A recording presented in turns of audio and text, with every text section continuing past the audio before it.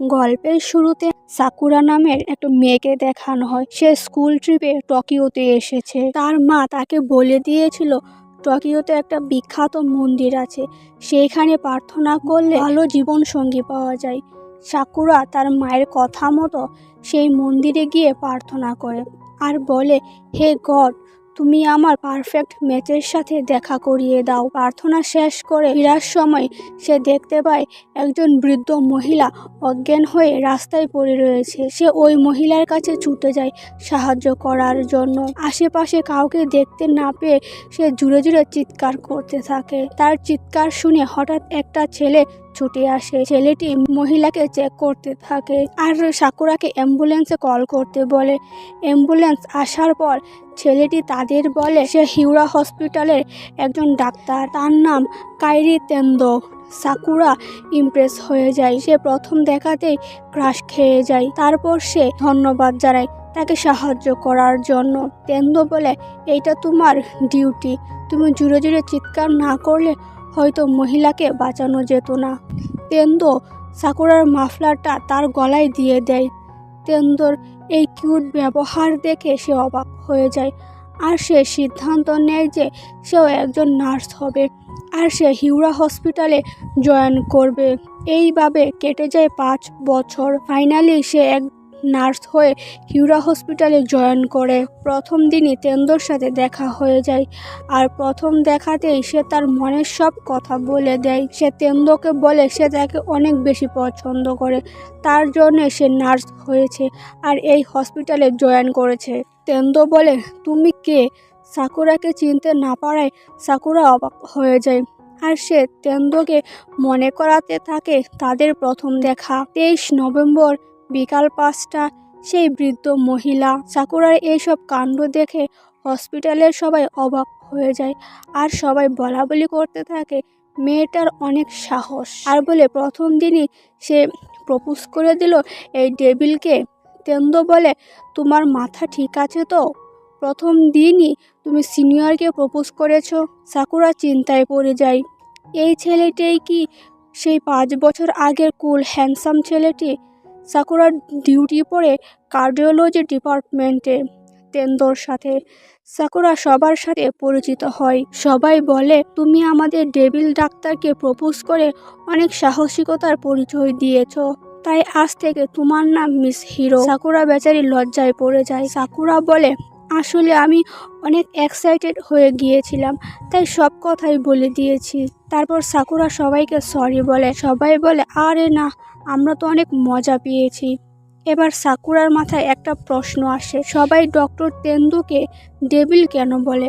আর সে শেষমেশ জিজ্ঞাসা করেই ফেলে। তখন তারা বলে, আসলে ডক্টর তেন্দু অনেক নরম মনের মানুষ আর সে অনেক হ্যান্ডসাম, তাই আমরা আদর করে ডক্টর ডেভিল বলি। বেচারি সাকুরা এই সব কিছু বিশ্বাস করে নেয় আর তেন্দুর প্রশংসা শুনে সে মনে মনে অনেক খুশি হয়। এরপর একজন সাকুরাকে তেন্দুর সাথে দেখা করাতে নিয়ে যায়। সাকুরা সকালের জন্য তেন্দুকে সরি বলে, কিন্তু তেন্দু সাকুরাকে বোকা বলে চলে যায়। সাকুরার সত্যি সত্যি মনে হয় তেন্দু ডেভিল। এরপর সাকুরা হেড নার্সকে বলে, আমি হসপিটালে সবাইকে জিজ্ঞাসা করেছি, ডক্টর তেন্দু আসলে অনেক রুড। আমি শুধু শুধু ডক্টর তেন্দুর জন্য নার্স হয়েছি আর আমার 5টা বছর নষ্ট করেছি।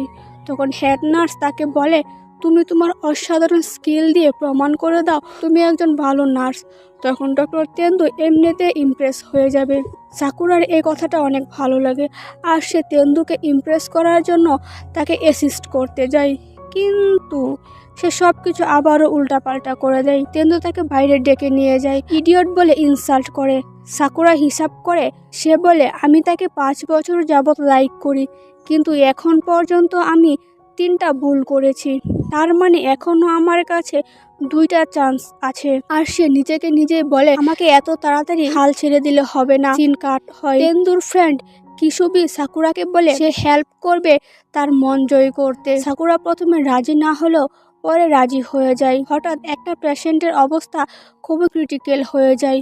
অন্য কোনো নার্স না থাকায় সাকুরা যায় তেন্দুর সাথে, কিন্তু সেইখানে আবারও সে গন্ডগোল করে ফেলে। অক্সিজেন লাগাতে গিয়ে উল্টাপাল্টা করে দেয়। এইবার তেন্দু সাকুরাকে অনেক বকাবকি করে। সাকুরা সরি বলে আর বলে আমার ভুল হয়েছে।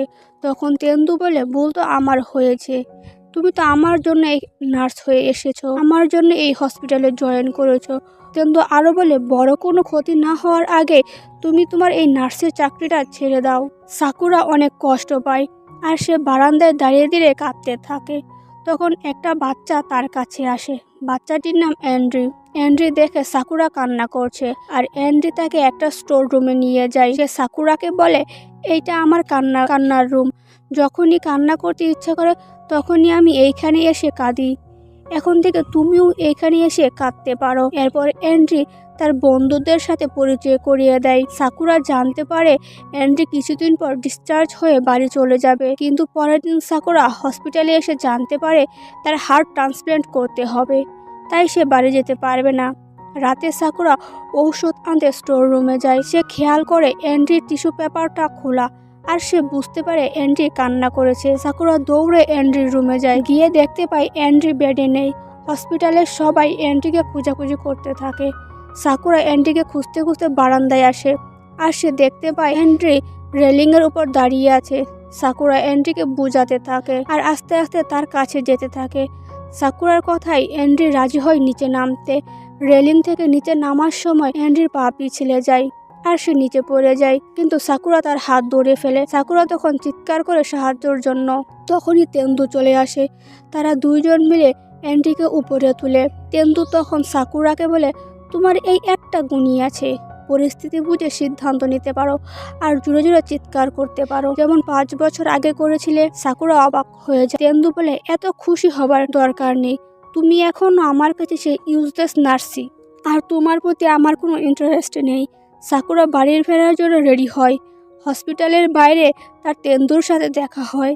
সে তেন্দুর সাথে কথা বলতে বলতে হাঁটতে থাকে। তেন্দু তার বাসায় পৌঁছে যায়। তেন্দু সাকুরাকে বলে তুমি আর কতক্ষণ আমাকে ফলো করবে। সাকুরা অবাক হয়ে যায় আর বলে আপনিও এইখানে থাকেন। তারা জানতে পারে তারা পাশাপাশি ফ্ল্যাটে থাকে।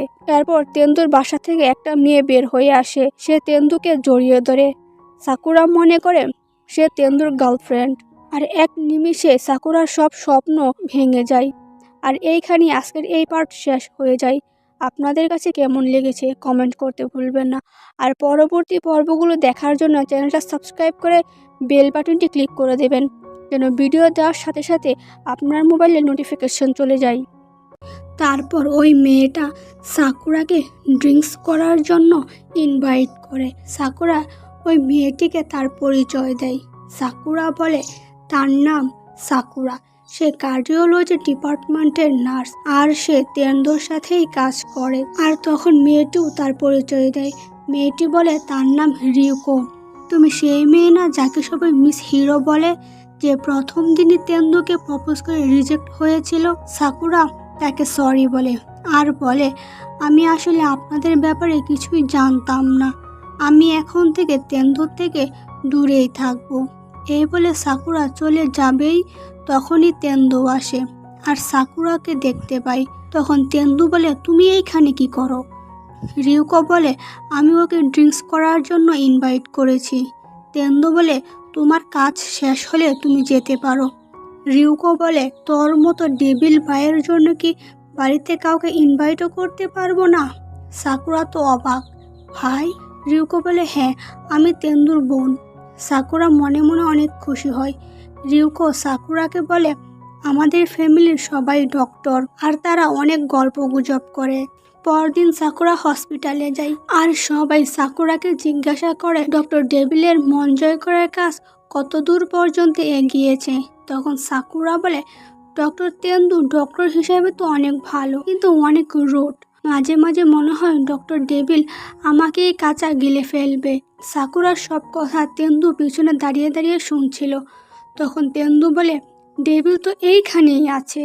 সাকুরা বেচারি লজ্জায় পড়ে যায়। এরপর সাকুরা তেন্দুর সাথে পেশেন্ট দেখতে যায়। তেন্দু সাকুরাকে বলে আজকে আমার মুড এমনিতেই ভালো না, সকালে আমি কিছু খাইনি। সাকুরা বলে, আমি জানি আপনি সকালে ক্রিম ব্রেড খান। ডক্টর কিসুবি তাকে বলেছিল। তেন্দু সাকুরাকে ওয়ার্নিং দেয় আর বলে, আমার সাথে কাজ করতে হলে আমার কথা মতো চলতে হবে। সাকুরা ডায়েরি বের করে সব নোট করার জন্য। তেন্দু বলা শুরু করে, নাম্বার 1, নিজের কাজ নিয়ে সবসময় সিরিয়াস থাকতে হবে। নাম্বার 2, পেশেন্টকে আনকমফোর্টেবল ফিল করানো যাবে না। আর নাম্বার 3, আমার থেকে দূরে থাকতে হবে। আমার থেকে কোনো কিছু এক্সপেকটেশন রাখবে না। আমাদের মাঝে রিলেশন হওয়ার 0.001%ও সম্ভাবনা নেই, তাই বেশি ভাবার দরকার নেই। সাকুরা বলে, পৃথিবীতে কোনো কিছুই অসম্ভব না। এরপর সাকুরা পেশেন্টের ব্লাড নেওয়ার জন্য সুচ ঠিক করে, কিন্তু তেন্দুকে দেখে সেই সুচ তার হাতেই লেগে যায়। কিছুক্ষণ পর সাকুরা তেন্দুর রুমে যায় আর টেবিলের উপরে একটা প্যাকেট রাখে। টেবিলের উপর তেন্দুর একটা ছবি দেখে সে কল্পনায় চলে যায়। তখন তেন্দু আসে আর বলে, আমার অনুপস্থিতিতে তুমি কি চুরি করছো? তখন সাকুরা বলে, আপনার মন চুরি করতে এসেছি। তখন তেন্দু বলে, মজা করা বন্ধ করো আর এইখান থেকে যাও। তখন সাকুরা তেন্দুর বিজি শিডিউল খেয়াল করে আর সে তেন্দুকে বলে, আপনি কি কোনো ডেটে যান না? তখন ডক্টর কিসুবি আসে আর বলে, না, তোমার ডেভিল ডক্টর এখনো সিঙ্গেল। সাকুরা বলে, কোনো ব্যাপার না, আমি আছি। একটা পেশেন্টের সাথে সাকুরা অনেক ভালো বন্ধুত্ব হয়ে যায়, কিন্তু কিছুদিন পর সেই পেশেন্টটা মারা যায় আর সাকুরা অনেক বেশি কষ্ট পায়। সাকুরা বাসার সামনে অজ্ঞান হয়ে যায়। রিউকো সাকুরাকে দেখতে পায় আর সে তার বাসায় নিয়ে যায়। এই পর্ব শেষ হয়ে যায়। এই পর্ব আপনাদের কেমন লেগেছে কমেন্ট করতে ভুলবেন না। আর বাকি পর্বগুলো দেখার জন্য চ্যানেলটি সাবস্ক্রাইব করে পাশে বেল বাটনটি বাজিয়ে দিবেন।